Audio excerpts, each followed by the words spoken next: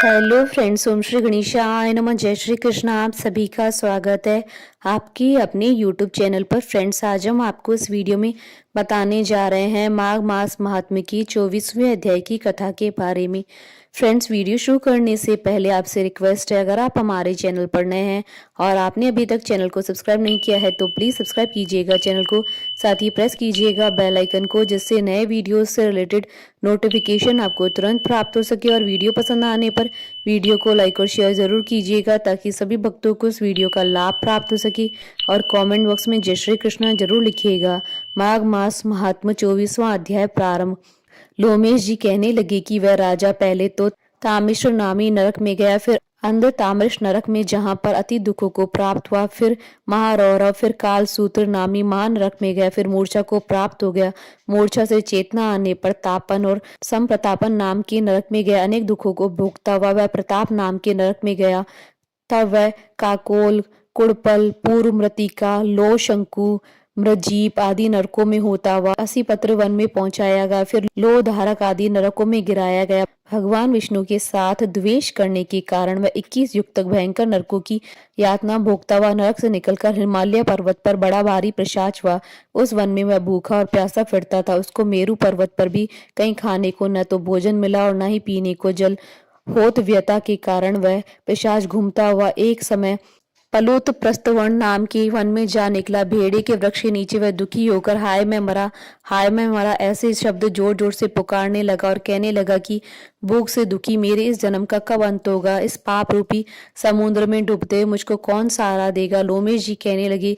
इस प्रकार वेद पाठ करते हुए देवदूती ने उसके दुख भरे वचनों को सुना और वहां पर एक पिशाच को देखा, जिसकी लाल डरावनी आंखें, दुर्बल शरीर, काले काले ऊपर खड़े बाल, विकराल चेहरा, काला शरीर, लंबी सी जीभ बाहर निकली हुई, लंबे होठ, लंबी जांघें, लंबे लंबे पैर, सूखा चेहरा, आंखों में पड़े गड्ढे वाले पिशाच को देखकर देवदूती ने उससे पूछा कि तुम कौन हो और ऐसी करुणा से क्यों रोते हो। तुम्हारी यह दशा कैसे हुई है। तुम्हारा मैं क्या उपकार करूं।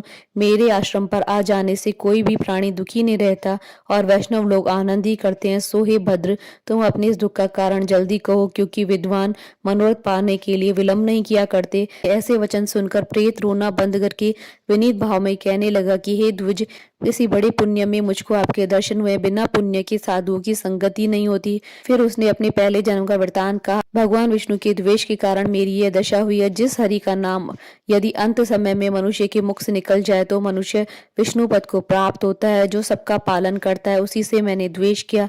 यह सब मेरे कर्मों का दोष है, जिसकी ब्राह्मण तप द्वारा प्रार्थना करते हैं। ब्रह्मा आदि देवता, सनकादिक ऋषि जिसको मुक्ति के लिए पूजते हैं, जो आदि मध्य तथा अंत में विश्व का विधाता और सनातन है, जिसका आदि मध्य अंत नहीं, उस भगवान के साथ मैंने द्वेष किया। जो कुछ पुण्य किए मैंने पिछले जन्म में किए थे वह सब विष्णु जी के द्वेष रूपी अग्नि में भस्म हो गए। यदि किसी प्रकार मेरे इस पाप का नाश हो जाए तो मैं भगवान विष्णु के सिवाय किसी और देवता का पूजन नहीं करूंगा। विष्णु भगवान से द्वेष करके मैंने बहुत दिनों तक नरक की यातना भोगी और पिशाच योनि में पड़ा हूँ। इस समय मैं किसी अच्छे कर्म की योग से आपके आश्रम में आया हूँ, जहाँ पर आपके सूर्य रूपी दर्शन ने मेरे दुख समान अंधकार को दूर कर दिया। अब आप कोई ऐसा उपाय बताइए जिससे मेरी यह पिशाच योनि दूर हो, क्योंकि सज्जन पुरुष उपकार करने में देर नहीं करते हैं। देवदूती कहने लगा कि यह माया, देवता, मनुष्य, असुर सबकी स्मृति को मोहित कर देती है, जिससे धर्म का नाश करने वाला द्वेष उत्पन्न हो जाता है। जगत की उत्पन्न करने, रक्षा करने और नाश करने वाले को सब प्राणियों की आत्मा है, उनसे भी द्वेष करते हैं। जिनके अर्पण करने से सभी कर्म सफल होते हैं, उनकी भक्ति से मुख मोड़ने वाला मूर्ख कौन सी गति को प्राप्त नहीं होते। चारों वर्णों का वेदोक्त हरि का भजन करना ही उत्तम है, अन्यथा कुमार्ग पर चलने वाले मनुष्य नरक के गामी होते हैं। इसी कारण वेद विरुद्ध कर्मों को त्यागना चाहिए। अपनी बुद्धि से बचे हुए धर्म के मार्ग पर चलने से मनुष्य परलोक के पद का भी नाश कर देते हैं। वह वेद, देवता, ब्राह्मणों की निंदा करते हैं, झूठे मन कल्पित शास्त्रों को मानने वाले नरक में जाते हैं। देवादिदेव विष्णु से विमुख होने वाले नरक में जाते हैं। जैसे द्रविड़ देश का राजा नरक में गया, इस कारण उसकी निंदा नहीं करनी चाहिए और वेद में न कही गई क्रिया को भी नहीं करना चाहिए। लोमेश जी कहने लगे कि ऐसा कहने पर मुनि ने पिशाच को सुमार्ग बतलाया कि माघ मास में तुम प्रयाग में जाकर स्नान करो, उससे तुम्हारी व्यभिचार योनि समाप्त हो जाएगी।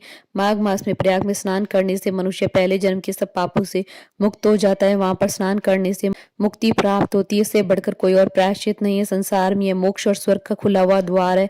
गंगा और यमुना का संगम त्रिवेणी संसार में सबसे उत्तम तीर्थ है। पाप रूपी बंधन को काटने के लिए कुल्हाड़ी है।